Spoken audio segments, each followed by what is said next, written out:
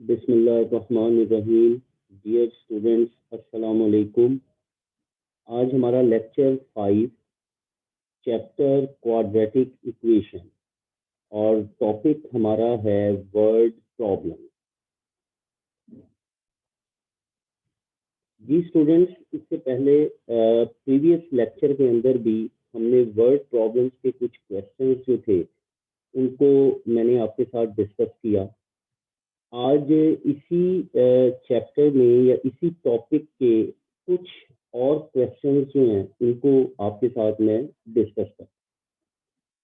जैसे उसने simple example दी, वो कहता है the sum of the ages of father and son at present is 110। वो कहता है कि एट प्रेजेंट एक बाप और उसके बेटे की एज का मजमुआ अगर उसको सम करें, ऐड करें, तो वो किसके इक्वल है? 110। फिर कहता है 10 years ago the product of their ages was 1856। वो कहता है कि अगर हम 10 साल पहले चले जाएं, तो 10 साल अगो का मतलब क्या होता है? पहले। वो कहता है कि अगर हम 10 साल पहले चले जाएं और उन दोनों की एजेस का प्रोडक्ट लें, प्रोडक्ट का मतलब उनको मल्टीप्लाई करें, तो वो प्रोडक्ट किसके इक्वल है? 1856 के इक्वल। वो कहता है what is the age of the father and the son. तो वो कहता है बाप की उम्र और बेटे की उम्र आपने क्या करनी है? फाइंड करनी। अब सबसे पहले अगर आप देखें, मैं कहता हूं कि let x be the present age of the son. कि सन की जो प्रेजेंट एज है उसको मैंने किससे डिनोट कर लिया? एक्स से। अब अगर आप स्टेटमेंट देखें, स्टेटमेंट के अंदर उसने कहा था कि दोनों की एजेस का सम जो है वो 110 है। तो इसका मतलब कि अगर बेटे की उम्र एक्स है तो फिर बाप की उम्र क्या हो जाएगी? 110 माइनस एक्स। कि अगर आप टोटल एज में से दोनों के सम में से बेटे की एज को माइनस कर दें तो वो किसकी एज बच जाएगी? बाप की एज बच जाएगी। तो इसका मतलब 110 minus X be the present age of the father. तो इसका मतलब बाप की जो मौजूदा उम्र है वो क्या हो गई? 110 माइनस एक्स, क्योंकि उसने दोनों का सम दिया हुआ। अब देखें दूसरी कंडीशन में उसने क्या कहा कि 10 years ago। इसका मतलब ये देखें, मैंने लिखा कि 10 years ago, 10 साल पहले।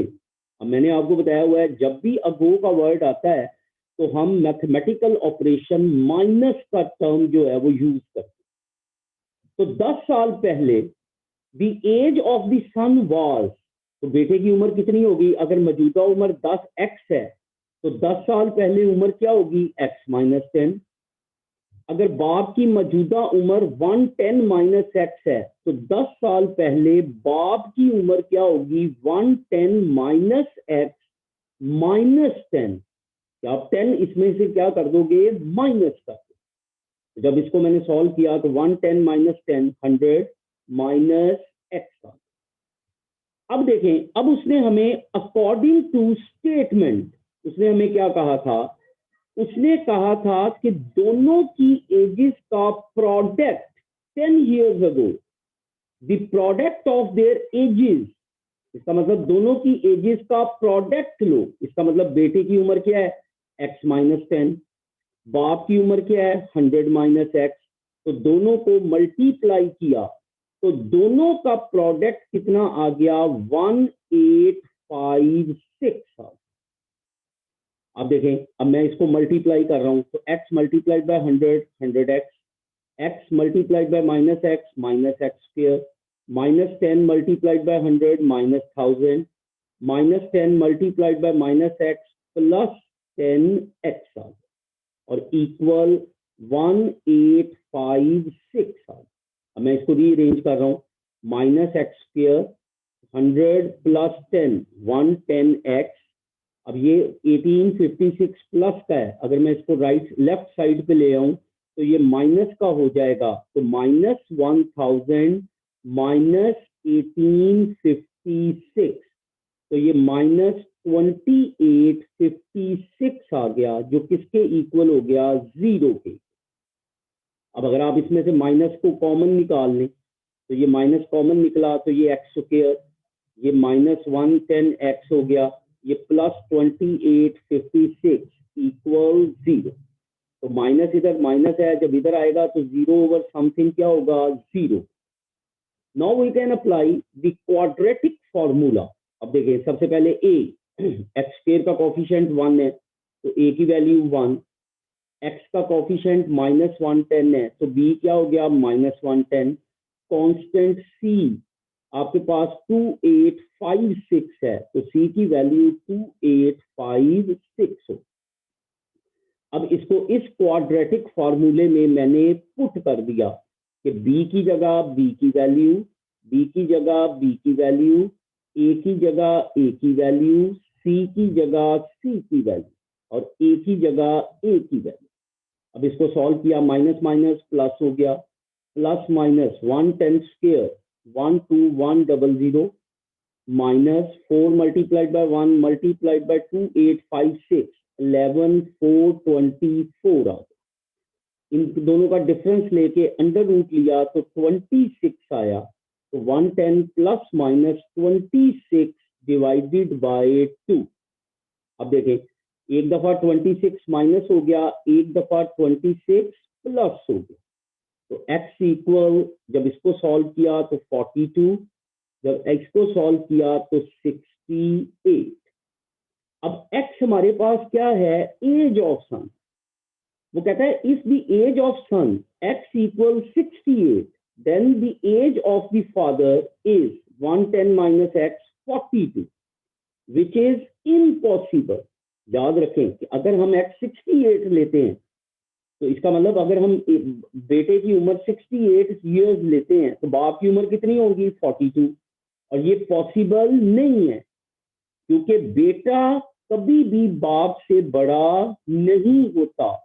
लिहाजा हम 68 को इग्नोर कर देंगे और x एज ऑफ सन हमारे पास क्या आएगी, 42 आए, और एज ऑफ फादर क्या होगी, 110 माइनस x, तो 110 माइनस 42 68। तो इसका मतलब प्रेजेंट एज ऑफ सन 42 है और प्रेजेंट एज ऑफ फादर 68। अब देखें, एक और एग्जांपल मैं लेता हूं। वो कहता है the speed of motor boat in still water is 25 kilometre per hour. In a river it goes 65 kilometre downstream and come back the same distance upstream in 5 hours। वो कहता है कि एक मोटर बोट है, वो वाटर के अंदर, वो कहता है 25 किलोमीटर पर आवर की स्पीड से जा रही, और अगर वो 60 किलोमीटर पहले नीचे जाती है, डाउनस्ट्रीम का मतलब नीचे पानी के अंदर, और फिर वापस आती है, इसका मतलब फिर 60 किलोमीटर वो क्या आई, वापस आई, और इस दोनों के नीचे जाने के लिए और वापस आने के लिए उसको जो टोटल टाइम लगता है वो कितना है, 5 आवर्स। वो कितना है बेटे, 5 hours. Find the speed of the current. वो कहता है कि करंट स्पीड आपने क्या करनी, फाइंड करनी। अब सबसे पहले तो यहाँ पे देखें, जो हमारे पास चीजें गिवन है कि उसने टोटल डिस्टेंस कितना करना है, 60 किलोमीटर। तो टोटल डिस्टेंस कितना हो गया, 60 किलोमीटर। उसके बाद टोटल टाइम उसका हमें कितना दिया, 5 आवर्स। तो ये देखिए, मैंने टोटल टाइम क्या लिख लिया, 5 आवर्स। हमने फाइंड क्या करनी, करंट स्पीड। तो मैंने कहा कि late x be the current speed of the boat। x की करंट स्पीड क्या है, किससे डिनोट कर लिया, x से डिनोट कर। अब वाटर में उसकी स्पीड टोटल कितनी है, 25 किलोमीटर पर आवर। अब जाहिर बात है, अब वो कहता है the speed of the boat down stream. अब मैंने एक बात याद रखें जब भी आप ऊपर से नीचे आते हैं तो आपकी स्पीड जो है वो क्या होती है, बढ़ जाती है।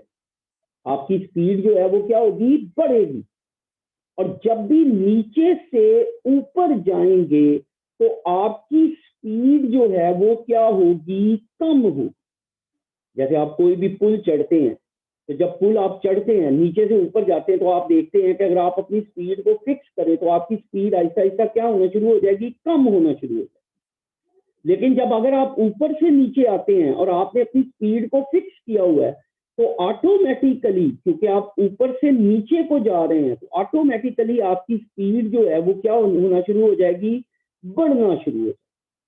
तो अगर हम डाउन स्ट्रीम जाएंगे तो जो आपकी स्पीड है, टोटल स्पीड है 25, उसमें करंट स्पीड क्या हो जाएगी, ऐड हो जाएगी। तो 25 प्लस क्या होगा, एक्स। तो जब आप डाउन स्ट्रीम ऊपर से नीचे को जाएंगे तो आपकी करंट स्पीड क्या होगी, 25 में करंट स्पीड क्या हो जाएगी, ऐड हो जाएगी। और जब आप अप स्ट्रीम आएंगे, नीचे से ऊपर आएंगे, तो आपकी इस स्पीड के अंदर जो करंट स्पीड है वो क्या हो जाएगी, माइनस हो जाएगी। तो डाउन स्ट्रीम में आपकी स्पीड क्या हो जाएगी, 25 प्लस एक्स, और अप स्ट्रीम में आपकी स्पीड क्या हो जाएगी, 25 माइनस एक्स हो जाएगी। अब देखें, अब एक चीज याद रखें कि टाइम, याद रखें किसके इक्वल होता है, distance divided by speed. Time किसके इक्वल होता है, डिस्टेंस डिवाइडेड बाय स्पीड। अब अगर आप देखें हमारे पास टोटल टाइम दिया हुआ है, टोटल टाइम कितना है, 5 आवर्स। तो इसका मतलब time taking for going 60 kilometre down stream, अगर हम 60 किलोमीटर डाउन स्ट्रीम जाते हैं तो हमारा टाइम क्या लगेगा। अब डिस्टेंस हमारा कितना है, 60 किलोमीटर, स्पीड हमारी कितनी है डाउन स्ट्रीम की, 25 प्लस एक्स। तो देखिए क्या हो गया, 25 प्लस एक्स, और तो ये हमें टाइम लगेगा। और अगर हम अप स्ट्रीम आते हैं, नीचे से ऊपर आते हैं, तो हमें टाइम कितना लगेगा। अब देखिए डिस्टेंस हमारा कितना है, 60 किलोमीटर, और अप स्ट्रीम का जो स्पीड है वो किसके इक्वल है, 25 माइनस एक्स। तो ये मैंने टाइम का एक फॉर्मूला यूज किया जो किसके इक्वल है, डिस्टेंस डिवाइडेड बाय स्पीड। पहले मैंने डाउन स्ट्रीम का टाइम फाइंड कर दिया, वो किसके इक्वल होगा, डिस्टेंस कितना है, 60 किलोमीटर, और टाइम कितना लगेगा, स्पीड कितनी है, 25 प्लस एक्स है। अब अप स्ट्रीम में डिस्टेंस हमारा कितना है, 60 किलोमीटर, और अप स्ट्रीम की स्पीड कितनी है, 25 माइनस एक्स। तो ये हमारा टाइम आ गया। अब ये दोनों टाइम्स को ऐड करें तो हमारे पास जो टोटल टाइम है वो कितना है, 5 आवर्स।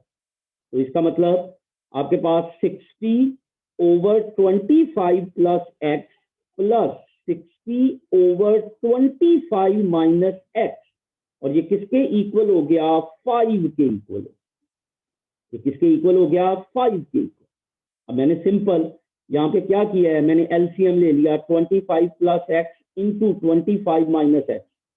जब मैंने इस पूरी इक्वेशन को 25 plus x into 25 minus X से मल्टीप्लाई कर दिया, तो प्लस वाला कैंसिल हुआ तो 60 इंटू 25 माइनस एक्स आ गया। यहाँ से प्लस वाला कैंसिल हो गया, माइनस वाला कैंसिल हो गया, तो 60 इंटू 25 प्लस एक्स आ गया इक्वल 5। और ये मल्टीप्लाई क्यों हो रहा है, इधर भी मल्टीप्लाई हुआ, 25 plus x into 25 minus x. अब देखें यहाँ से ये भी 60 है, ये भी 60 है, 60 मैंने कॉमन ले लिया, क्लियर हो गया। तो 25 minus x plus 25 plus x, 5 into 25 plus x into 25 minus x आ गया। अब इसको मैं ओपन कर रहा हूँ, 25 minus x plus 25 plus x. तो देखिए x x से क्या हो गया, कैंसल, और ये 5 इधर मल्टीप्लाई हो रहा था, इधर आके क्या हो गया, डिवाइड। ये देखिए ये 5 इधर मल्टीप्लाई है और अगर मैं इसको राइट साइड पे ले आऊं, लेफ्ट साइड पे ले आऊं, तो ये आके डिवाइड होगा। तो 60 डिवाइडेड बाय 5 कितना आ गया? 12 आ। तो 12, 25 minus x plus 25 plus X, 25 plus x into 25 minus X. तो ये देखिए प्लस एक्स माइनस एक्स से कैंसल, 25 प्लस 25 50, 50 मल्टीप्लाइड बाय 12 600 आ गया। अब ये देखें, अगर आपको याद हो a plus B into A minus B किसके इक्वल होता था? A square plus B square. तो देखिए 25 प्लस एक्स है, 25 माइनस एक्स है, तो 25 स्क्वायर माइनस एक्स स्क्वायर। तो 25 का स्क्वायर किया 625, एक्स का स्क्वायर किया तो माइनस एक्स स्क्वायर। अब देखें ये एक्स स्क्वायर माइनस का है, इस साइड पे आके प्लस हो गया, ये 600 प्लस का है, इधर आके माइनस हो गया। तो एक्स स्क्वायर किसके इक्वल आ गया? 25 के। अब स्क्वायर है, खत्म करने के लिए अंडर रूट लें, तो X is equal to 5 as X is equal to -5, क्योंकि याद रखें जब भी हम क्या उसका नाम है स्क्वायर रूट लेते हैं, तो स्क्वायर रूट के दो आंसर होते हैं, एक प्लस होता है, एक माइनस होता है। तो हमने प्लस लेना है। उसकी रीजन क्या है? क्योंकि याद रखें स्पीड जो है ये कभी भी नेगेटिव नहीं होती, ये हमेशा क्या होगी? पॉजिटिव होगी। ये हमेशा क्या होगी? पॉजिटिव। तो वो कहता है so the current, the speed of the current of the river is 5 kilometre per hour.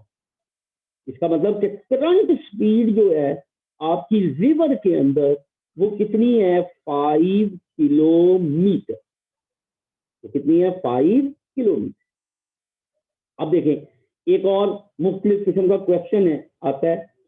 देखें वो कहता है find two numbers whose sum is 27 and the product is 182। अब मैंने इसको थोड़ा सा डिफरेंट तरीके से किया है, जैसे प्रीवियसली आपने देखा था एक क्वेश्चन। अब मैंने इसको आप इस वे से, इस मेथड से भी कर सकते। वो कहता है फाइंड दी टू नंबर्स। मैं कहता हूं let x be the first number, let Y be the second number. तो मैंने एक एक्स ले लिया, एक मैंने क्या ले लिया? वाई ले लिया। ये एक्स हमारा फर्स्ट नंबर है, वाई हमारा क्या है? Second number. अब देखें सो अकॉर्डिंग टू स्टेटमेंट, अब उसने क्या कहा था? Two numbers whose sum is 27। सम का मतलब कि दोनों नंबर को अगर हम जमा करें तो x प्लस वाई किसके इक्वल आ गया? 27। एंड द प्रोडक्ट, और दूसरा उसने प्रोडक्ट कहा, प्रोडक्ट का मतलब x मल्टीप्लाइड बाय वाई, कि अगर आप इन दोनों को क्या कर लो? मल्टीप्लाई कर दो, तो ये किसके इक्वल है? 182 के। तो इसका मतलब एक्स वाई क्या आ गया? 182। मैंने इसको इक्वेशन 2 का नाम दिया। अब देखें फ्रॉम इक्वेशन 1, तो ये मैंने इक्वेशन 1 यूज की। अगर मैं यहां से y की वैल्यू लूं तो y किसके इक्वल आ जाएगा? 27। ये x इधर प्लस का है, इधर आके क्या हो गया? माइनस हो गया। तो y इक्वल 27 माइनस एक्स आ गया। अब देखें पुट इन इक्वेशन 2, इसको इक्वेशन 2 में पुट कर दें कि y की जगह पे देखें मैंने क्या पुट किया? 27 माइनस एक्स पुट कर दिया। अब मैं इसको मैं सॉल्व कर रहा हूं, तो x multiplied by 27, 27x, x multiplied by minus x square equal 182। अब देखें minus x square plus 27x, ये 182 प्लस का है, इधर आके क्या हो गया? माइनस हो गया। तो माइनस 182, और ये किसके इक्वल हो गया बेटे? 0 के। ये किसके इक्वल हो गया? 0। अब वो कहता है सब्स्टिट्यूट। अब यहां से मैं क्वाड्रेटिक फार्मूला अप्लाई कर रहा हूं। सबसे पहले मैं ए, बी और सी की वैल्यू फाइंड करता हूं। तो ए कॉफिशिएंट ऑफ एक्स स्क्वायर, अब एक्स स्क्वायर का कॉफिशिएंट क्या है? -1। ये देखें एक्स का कॉफिशिएंट क्या है? 27, तो बी 27 आ गया। कांस्टेंट टर्म क्या है? -182, तो -182 आ। क्योंकि मैंने आपको बताया था जब भी हमने ए बी और सी की वैल्यू लेनी है तो इन वैल्यूज को हमने हमेशा विद साइन लेना, इनको हमने हमेशा विद क्या लेना है, साइन लेना। तो अब देखें x इक्वल माइनस बी, तो -27 प्लस -27 स्क्वायर -4, ए की जगह -1, सी की जगह -182 डिवाइडेड बाय 2 इंटू -1। अब सॉल्व करें, -27 plus -27 square 729 -4 multiplied by -1 multiplied by -182 -428 divided by -2। तो 429 -428 1 का अंडर रूट लिया तो 1 आ गया। अब 1 एक दफा माइनस होगा, 1 एक दफा प्लस होगा, तो माइनस किया तो आंसर हमारा 14 आ गया। 1 प्लस करके सॉल्व किया तो आंसर हमारा 13 आ गया। अब देखें वो कहता है कि if x equal 14 then y equal, अब यहां पे देखें y किसके इक्वल था, 27 माइनस एक्स के। तो अब देखें, अब उसने कहा कि अगर हम x 14 रखते हैं तो y किसके इक्वल होगा, 27 माइनस 14 13। अगर हम x 13 रखते हैं तो y हमारे पास किसके इक्वल होगा, 27 माइनस 13 तो 14 आ। सो 13 एंड 14 आर टू नंबर्स, लिहाजा 13 और 14 हमारे पास क्या आ गए, दो नंबर्स।